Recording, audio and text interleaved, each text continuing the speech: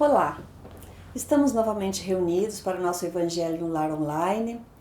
Convido você a pegar o seu livro, arrumar o seu copo d'água, para ir nos preparando para o nosso Evangelho de hoje. Vamos, antes da leitura, nos permitir fazer um breve relaxamento, talvez uma pequena meditação, porque o nosso tempo não é muito longo, então nós precisamos aproveitar no máximo. Pedir que você se sente confortavelmente onde você estiver, reflita um pouquinho sobre como foi o seu dia de hoje, faça algumas respirações bem profundas, bem suave. Com isso você vai se liberando do cansaço, do estresse e melhorando um pouco também os seus pensamentos. Às vezes o dia foi agitado, pensamentos negativos, medos, inseguranças.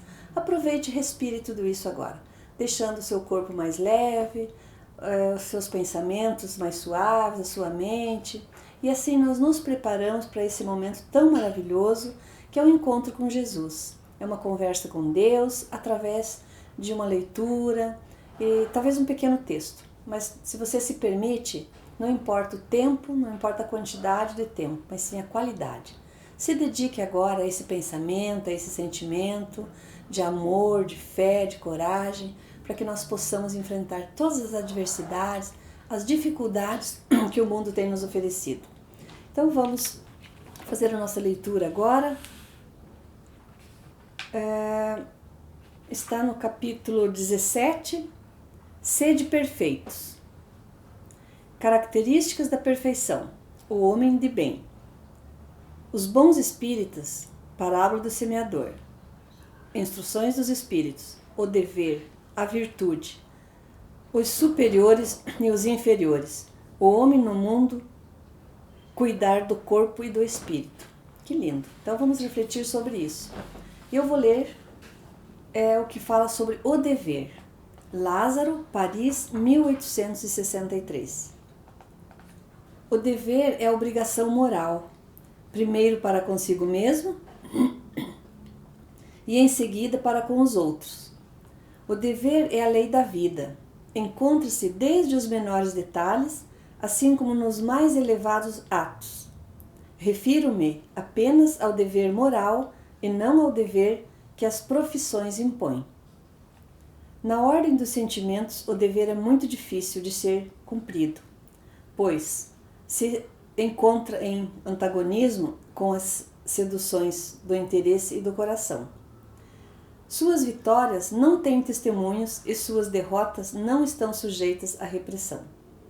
O dever íntimo do homem é governado pelo seu livre-arbítrio. Este aguilhão da consciência, guardião da integridade interior, o adverte e o sustenta, mas permanece muitas vezes impotente perante os enganos da paixão. O dever do coração, finalmente observado, eleva o homem, mas como este dever pode ser determinado? Onde ele começa? Onde ele termina? O dever começa precisamente no ponto onde ameaçais a felicidade ou a tranquilidade de vosso próximo, e termina no limite em que não desejeis vê-lo transposto em relação a vós mesmo. Meus irmãos, parar um pouquinho para refletir sobre isso. Como nós estamos sendo cumpridores dos nossos deveres? Eu observo de uma forma geral o quanto as pessoas trabalham. O trabalho dignifica o homem, sim, mas às vezes ele não tem tempo para descansar, não tem tempo para si mesmo. E quando não tem tempo para si, será que vai ter tempo para cuidar dos outros? Se não tem tempo para cuidar de si? Então vamos pensar um pouco como está o nosso dever moral, como está o nosso dever do trabalho, da lei da vida, da lei da recompensa. Talvez nós precisamos mais cuidar de si antes de ensinar os outros a se cuidarem, ok?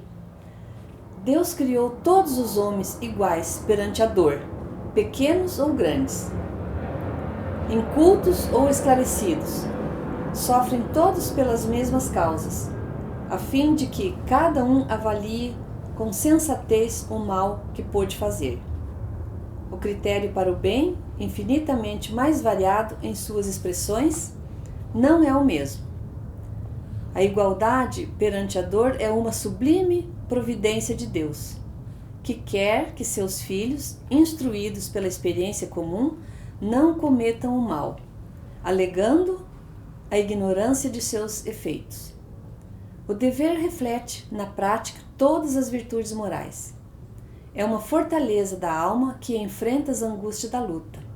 É severo, é dócil, pronto para dobrar-se às diversas complicações, mas permanece inflexível perante suas tentações. O homem que cumpre seu dever ama mais a Deus do que as criaturas, e as criaturas mais do que a si mesmo. É, ao mesmo tempo, juiz e escravo em sua própria causa. O dever é o mais belo sentimento e efeito também da razão. Provém dela como um filho nasce de sua mãe. O homem deve amar o dever não porque o preserve dos males da vida, aos quais a humanidade não pode subtrair-se, mas sim por dar à alma o vigor necessário ao seu desenvolvimento. O dever cresce e se irradia, sob forma mais elevada em cada uma das etapas superiores da humanidade. A obrigação moral da criatura para com Deus nunca cessa. Ela deve refletir as virtudes do Eterno, que não aceita um esboço imperfeito, pois quer que a beleza de sua obra resplandeça perante ele. Muito lindo isso. E interessante que, à medida que nós amamos Deus, nós podemos pensar um pouco como está esse dever, como estou cumprindo.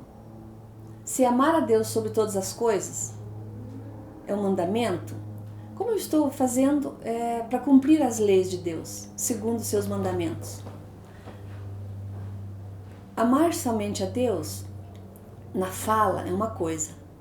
Amar de fato é como quando você vive Deus. Então esse evangelho de hoje me trouxe uma reflexão sobre como está o meu cumprimento dos meus deveres.